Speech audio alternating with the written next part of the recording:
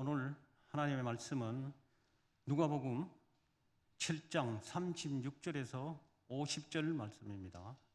누가복음 7장 36절에서 50절 말씀 다 같이 한 절씩 교독하도록 하겠습니다.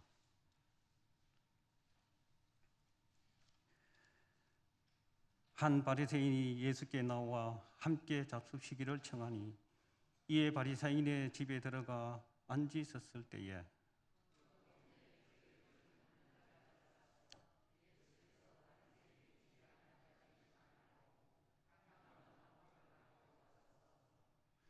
예수의 뒤로 그 발 곁에 서서 울며 눈물로 그 발을 적시고 자기 머리털로 닦고 그 발에 입 맞추고 향유를 부으니 예수를 청한 바리새인이 그를 보고 마음에 이르되 이 사람이 만일 선지자이면 자기를 자기는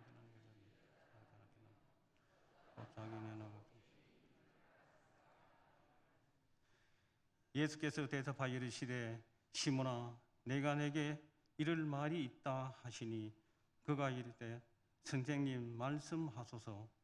이르시되 빛 주는 사람에게 빛을 자기가 둘을 있어 하나는 500데나리온을 적시고 하나는 10데나리온을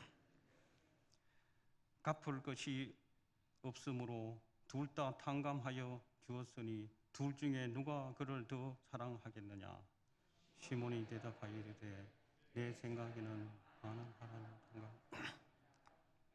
내가 그 말씀이 옳도다 하시고 그 여자를 돌아보시며 시몬에게 이르시되 이 여자를 보느냐. 내가 내 집에 들어올 때에 너는 내게 발 씻을 물도 주지 아니하였으되 이 여자는 눈물로 내 발을 적시고 그 머리털로 닦았으며 너는 내 입 맞추기를 하지 아니하되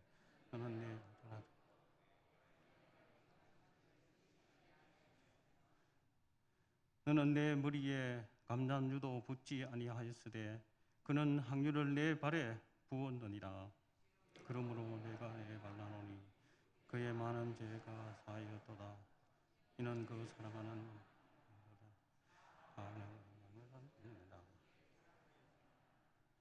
이에 여자에게 이르시되 내 죄 사함을 받았느니라 하시니 함께 앉아 있는 자들이 소개로 말하되 이는 누구에게도 죄를 사하였다 하였다. 예수께서 여자에게 이르시되 내 믿음이 너를 구원하였으니 평안히 가라 하시니라. 아멘. 말씀은 담임 목사님 영상으로 설교 말씀을 해주시겠습니다. 예수님의 공생애 갈릴리 사역이 본격적으로 전개되는 대목을 우리가 읽어나가고 있습니다. 누가복음 7장이 그 대목이고 누가복음 7장에는 특징이 있다고 말씀을 드렸죠. 그것은 예수님께서 다양한 사람들을 만나고 다양한 일들을 해나가는 그런 대목이다라는 말씀이었는데요. 오늘 읽은 말씀은 예수님을 찾아 나온 한 여성이 예수님에게 향유를 붓는 그런 이야기입니다. 오늘 말씀 속의 이야기, 스토리, 그리고 그 이야기들이 가지는 의미를 찾아보도록 하겠습니다. 한 바리새인이 예수님을 식사에 초대했습니다. 바리새인이 예수님을 식사에 초대했다는 것은 좀 이례적으로 보여지는 일이죠.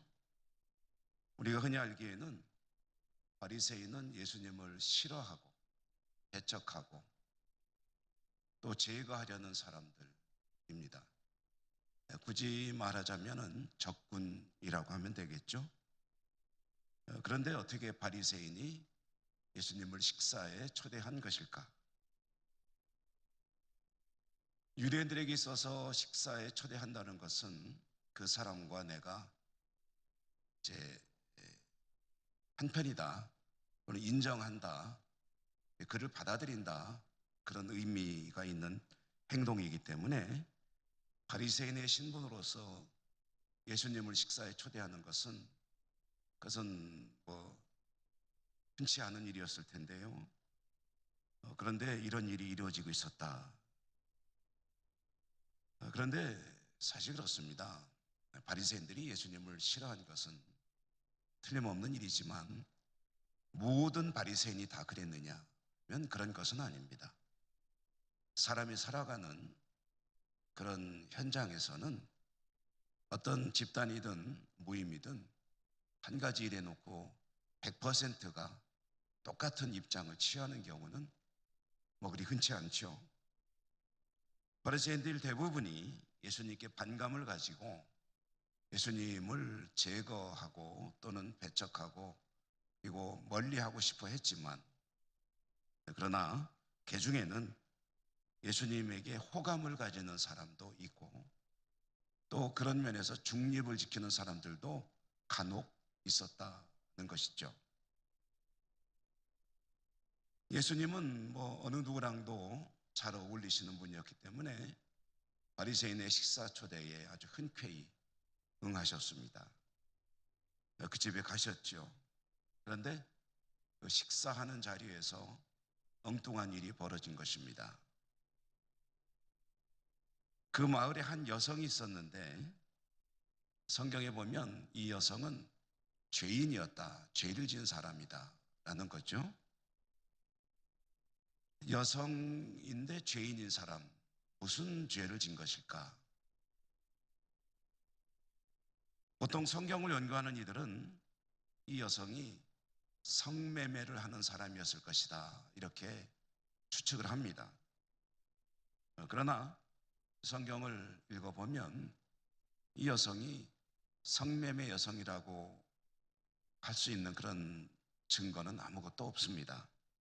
다만 죄를 지은 사람이다, 또 여성이다 할 때에 그 당시의 상황에 봐서는 그런 일을 하는 여성이 아니었겠느냐 이렇게 추측을 하는 것이죠. 어쨌든 이 여성은 어떤 일을 했기에 그렇게 죄인으로서 단정지어졌는지는 모르겠지만 그 사회 속에서 죄인이었고 따라서 부정한 사람이었습니다. 이 여성이 예수님께서 자기 마을의 바리새인의 집에 예수님께서 초대받고 오셨다라는 소식을 듣고 찾아온 것입니다. 이 여성의 행동을 현장에서 중계하듯이 말씀을 드려보겠습니다. 예수님은 식탁에 앉아 계시죠. 예수님께서 식탁에 앉아 계신 모습, 그것은 우리들의 문화와는 많이 다릅니다. 우리들 같으면 밥상이 있고 거기에 이제 정자를 하고 앉아서 식사를 하게 되겠죠. 그런데 유대인들의 식탁은 그렇지 않습니다. 우선 식탁에 앉는 자세부터 다른데요. 사람들은 기대고 앉습니다. 왼쪽으로 기대고 그래서 다리를 오른쪽으로 쭉 뻗는 자세로 앉는 것이 식탁에 앉는 자세입니다. 그렇게 앉으면 자연스럽게 몸은 왼쪽으로 기울어지고 발은 오른쪽에 앉은 사람의 뒤쪽으로 쭉 뻗어지게 되겠죠. 이 여성이 예수님이 그렇게 앉아 계신 실내로 들어왔습니다.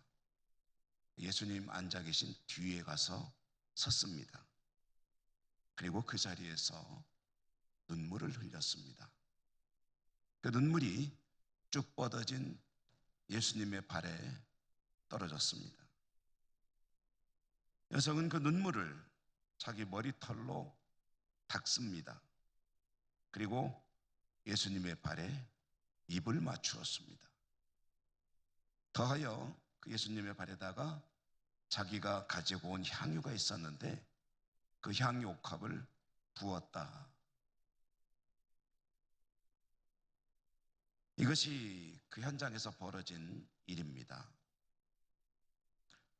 정말 엉뚱한 행동이죠. 무엇보다도 가장 큰 문제는 이 여성이 죄인이고 부정한 사람이라는 사실입니다. 부정한 사람과 접촉을 하면 접촉한 사람도 부정한 사람이 됩니다. 그리고 이 식탁에 앉아 있을 수가 없게 되는 거죠. 식사를 계속할 수 없게 되는 겁니다. 모두에게 당황스러운 일이 벌어졌습니다. 예수님을 식사에 초대한 사람, 바리새인도 당황했겠죠. 이 부정한 사람이 들어와 가지고 식탁 전체를 부정하게 만든 거거든요. 그러면서 이 바리새인은 속으로 생각을 했습니다. 오늘 이 바리새인의 속에 들어있는 생각이 우리가 읽은 말씀의 39절의 말씀인데요. 이 39절의 말씀을 요즘 우리 말로 풀어본다면 바리새인의 생각은 이런 것입니다. 내가 초대한 이 사람이 정말로 능력 있는 선지자라면 자기에게 이런 행동을 하는 이 여성이 어떤 사람인지 알 것이다. 이것은 어떤 이야기냐면 예수님이 진짜 능력 있는 선지자라면 자기에게 찾아온 이 사람이 어떤 사람인지 알 것이고 따라서 어떻게든 대처를 할 텐데 그 대처하는 것을 내가 두고 보겠다라는 그런 속셈입니다. 진짜 선지자인지 엉터리인지 이제 보겠다는 거죠. 이렇게 본다면 이 바리새인은 예수님에게 적대적인 편은 아니라 할지라도 많은 호감을 가지고 있거나 그런 사람도 아니다라는 것을 알 수가 있습니다. 아마 중립적인 입장에서 예수님에 대해서 호기심을 갖고 초대한 것이 아니었겠느냐 이렇게 생각을 할 수가 있겠습니다. 바리새인이 이렇게 속으로 혼자 궁리하고 있을 때 예수님께서 이 사람에게 말씀을 하셨습니다. 이 사람 이름이 시몬이었는데요. 그 대화를 이렇게 재편성해 봅니다. 예수님 말씀하시죠. 시몬아, 내게 물어볼 말이 있다. 말씀하시지요. 돈놀이 하는 사람에게 어떤 사람은 500데나리온, 어떤 사람은 50데나리온 빚을 졌다고 하자. 근데 이 두 사람이 다 빚을 갚을 수 없게 되었다. 그래서 돈놀이 하는 사람이 두 사람이 진 빚을 다 탕감해 주었다. 둘 중에 누가 더 그를 사랑하게 되겠느냐? 그야 더 많이 탕감받은 사람이 아니겠습니까? 그렇다. 옳은 말이다. 이 여자를 봐라. 너는 내게 발 씻으라고 물도 주지 않았는데 이 여자는 눈물로 내 발을 적시고 자기 머리카락으로 내 발을 닦았다. 너는 내 얼굴에도 입을 맞추지 않았지만 이 여자는 내 발에 입을 맞추었다. 너는 내 머리에도 기름을 바르지 않았지만 이 여자는 내 발에 향유를 발라주었다. 그러므로 이 여자의 많은 죄가 용서받았다. 그것은 이 여자가 나를 많이 사랑했기 때문이다. 적게 용서받은 사람은 적게 사랑한다. 이것이 예수님께서 바리새인 시몬과 나눈 대화의 줄거리입니다. 예수님은 이 여성의 행동이 있을 때에 그의 행동과 바리새인 시몬의 행동을 비교하면서 말씀을 하셨습니다. 그리고 구원에 관한 아주 중요한 이야기를 꺼내신 것이죠. 예수님께서 시몬에게 하신 이야기, 그 중심은 누가 예수님께 더 많은 사랑을 표현했느냐라는 것이었습니다. 본문에 명확히 나와 있죠. 예수님이 집으로 들어오실 때 시몬은, 바리새인은 발 씻을 물을 주지 않았다 고 예수님께서 말씀하셨습니다. 자, 이 일이 가진 의미가 뭘까요? 손님에 대한 예의가 온전치 못하다는 이야기인 것이죠. 유대인들이 주로 신는 신발은 샌들입니다. 샌들은 맨발로 신습니다. 그리고 그 맨발 위에 샌들을 신고 그들은 어디든지 갑니다. 이들이 살고 있는 이 지역은 주로 모래 땅인 곳입니다. 사막도 그렇고 광야도 그렇고. 그렇기 때문에 이 샌들을 신고 만약에 이것저것 다닌다 한다면 얼마나 발이 더러워지겠습니까? 그러므로 밖에 나갔다가 실내에 들어올 때는 발을 씻어야 되는 것은 너무나도 당연한 일이죠. 만약에 누군가가 손님을 초대했다 그러면 그 손님을 위해서 반드시 발 씻을 물을 준비해 놓아야 합니다.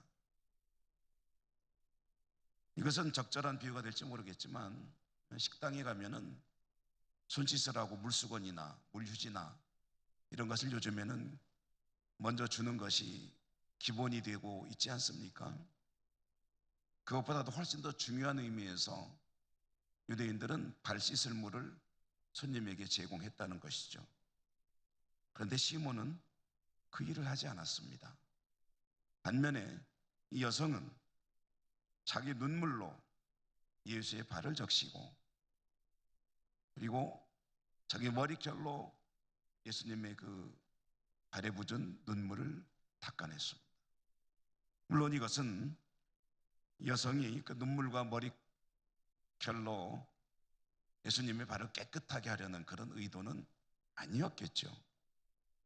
다만 상징적으로 이 여성이 얼마나 예수님께 깊은 관심을 가지고 사랑을 가지고 나와서 그런 행동을 했느냐, 예수님은 그것을 발 씻은 물에다가 비유하신 것입니다. 두 번째로 비유했죠. 입맞춤이었습니다. 바리새인은 예수님의 뺨에 입을 맞추는 일도 하지 않았다. 뺨에 입을 맞추는 것, 이것은 우리 문화에서는 대단히 좀 쑥스러운 일이죠. 포옹하고 뺨에 입을 맞추는 것.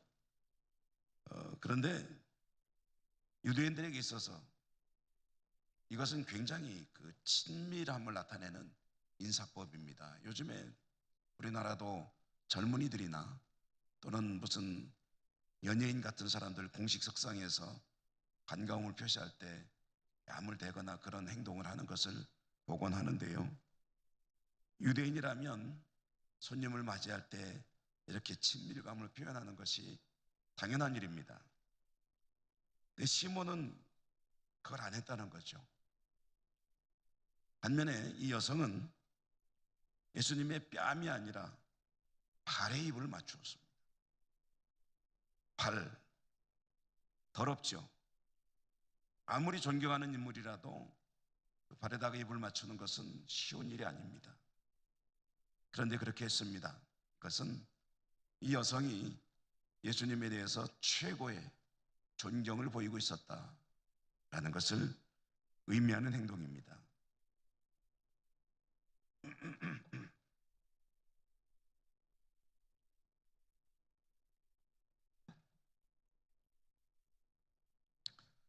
세 번째로 비교한 것이 무엇이었습니까? 기름이죠. 역시 그 지역의 문화이겠습니다만은 손님이 오게 되면 향유를 조금 발라주는 것이 아주 중요한 그런 예의였습니다. 예절이죠. 뭐 땀이 많이 나는 지역이고 냄새도 나고 이런저런 불결하고 불쾌할 수 있는 것들을 이제 방지하기 위해서 손님이 오시면 이제 그 향유를 조금 발라주는 것, 그것이 이제 하나의 예법인데, 그런데 향유가 값이 비쌉니다. 그래서 서민들은 향유가 없을 때는 올리브 기름이라도 이제 손님들에게 발라주기도 하고 하면서 손님을 맞이하곤 했는데요. 바리새인 시몬은 그 올리브 기름조차 제공하지 않았다는 겁니다. 반면에 이 여성은 값비싼 향유를 예수님 발에다가 바른 것이 아니라 부었습니다. 바르는 것과 붓는 것은 다르죠. 부었다는 것은 아낌없이 드렸다는 그런 의미 아니겠습니까? 예수님은 이런 이 여성의 행동들을 통해서 이 여성이 예수님을 많이 사랑했다라고 이야기했습니다. 여기서 사랑했다라는 말이 가진 의미는 속뜻은 감사입니다. 그러므로 이 예수님의 말씀은 이 여성은 나에게 많은 감사와 많은 사랑을 표현했다라고 해도 되는 것이죠. 감사하고 사랑하는 이유, 많이 감사하고 사랑하는 이유, 그것은 자신의 죄를 용서받았다는 것에 대한 그런 깨달음의 표시입니다.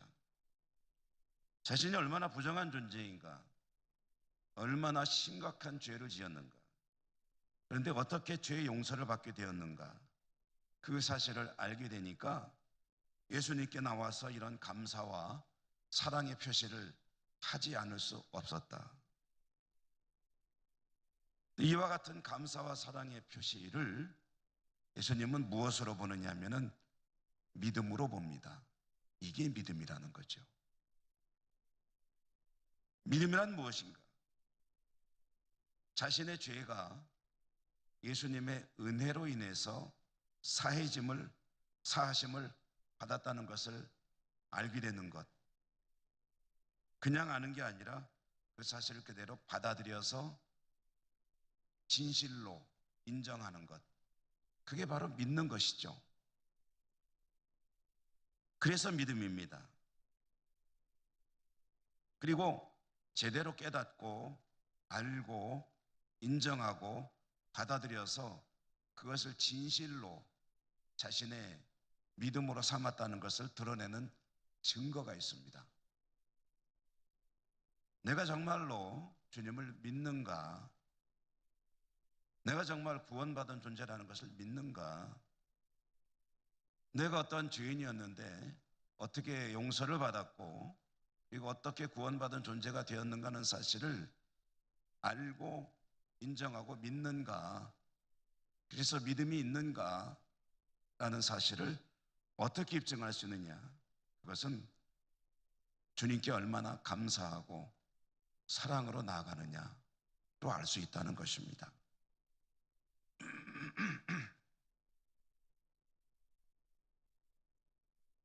자신이 정말 심각한 죄인이고 도저히 구제불능의 수렁 속에 있었는데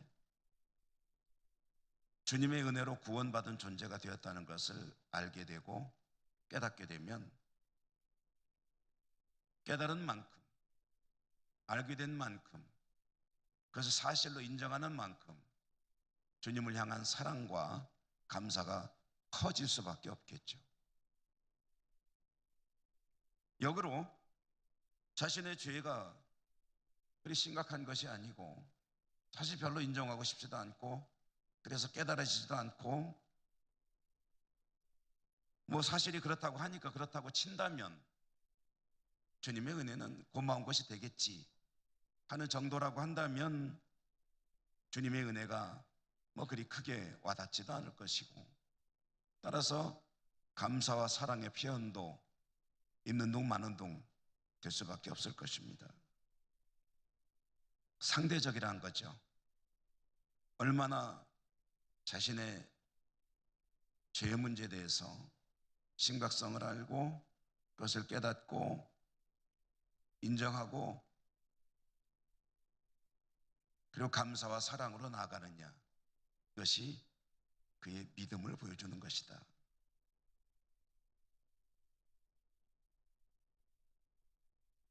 이것은 자신을 아는 문제라고 할 것입니다. 자신이 어떤 존재인가를 아는 것. 자신이 어떤 존재인가를 아는 것은 참 중요한 일입니다.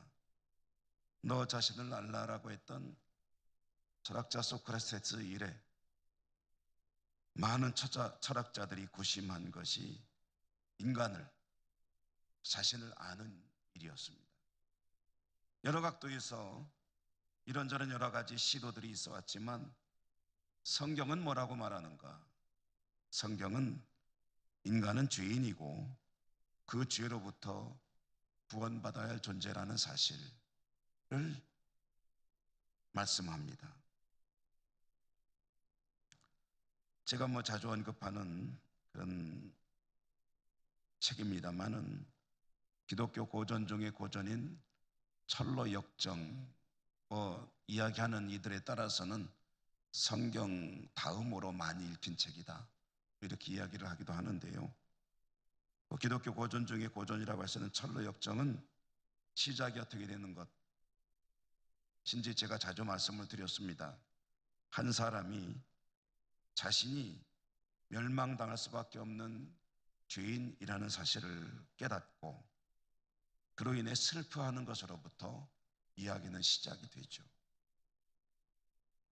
도저히 대책 없는 상황에 처한 자신의 운명을 생각할 때마다 그는 슬퍼하지 않을 수 없고 통곡하게 됩니다.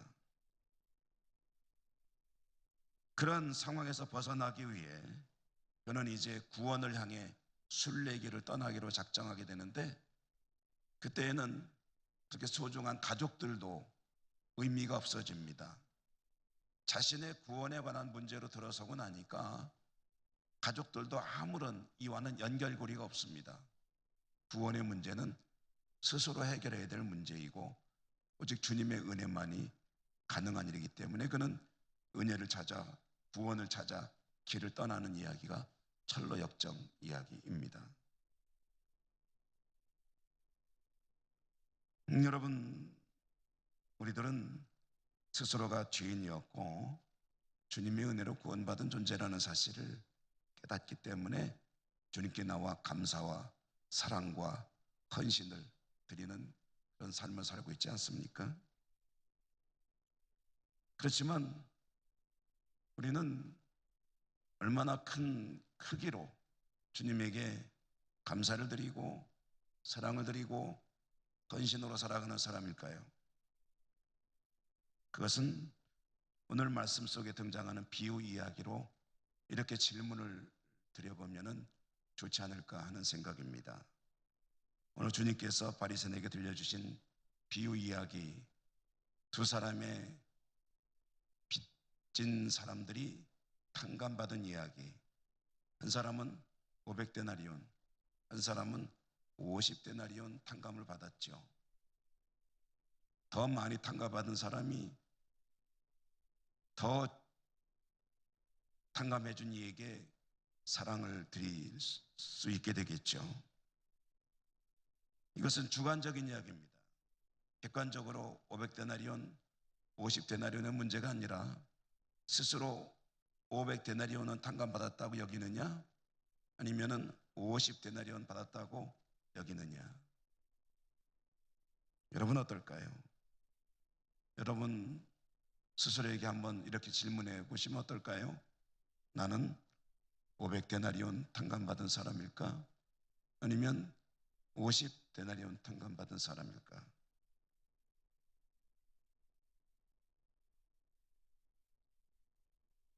스스로에 대한 그 질문에 대해서 대답을 어떻게 하느냐에 따라서 주님을 향한 감사와 사랑과 헌신의 크기가 결정이 되겠죠. 여러분에게 주님의 은혜가, 주님의 구속의 은총이 비교할 수 없이 큰 것으로 깨달아지는 그런 은혜가 있기를 주님 이름으로 축복합니다. 은혜로우신 하나님, 감사합니다. 저희들은 대책 없이 멸망의 길로 가야 하는 그런 존재였지만 주님의 구속의 은총으로 구원받은 존재가 되었음을 이 시간 또 한 번 깨닫게 됩니다. 감사합니다. 그것이 얼마나 큰 은혜인가를 잊지 않고 저들의 온 삶과 정성을 다해 주님께 감사와 사랑과 헌신을 올려드리는 믿음의 삶을 살 수 있도록 인도하시고 축복해 주옵소서. 예수님 이름으로 감사하고 기도 올리옵나이다. 아멘.